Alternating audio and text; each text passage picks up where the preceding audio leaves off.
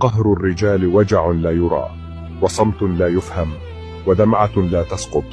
الرجل حين يقهر لا يصرخ ولا يشكو، بل يغرق بصمت، يتظاهر بالقوة، بينما روحه تتكسر من الداخل. قهر الرجل ليس ضعفا، بل دليل على ما تحمله من أعباء. وكم من مرة خبأ ألمه خلف ابتسامة، وكم من مرة حمل الهم وحده كي لا يثقل على من يحب.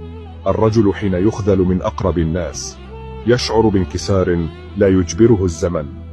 حين تهان كرامته تتصدع روحه بصمت مؤلم. قهر الرجال موجع، لأنه لا يقال بل يحمل ويدفن في أعماق القلب. فرفقا بقلوب الرجال، رفقا بمن يصمت كي لا يضعف من حوله، وبمن يبكي في الخفاء كي لا تهتز صورته في عيون أحبته. قهر الرجال لا يداويه إلا الله، ولا يفهمه إلا من مر به.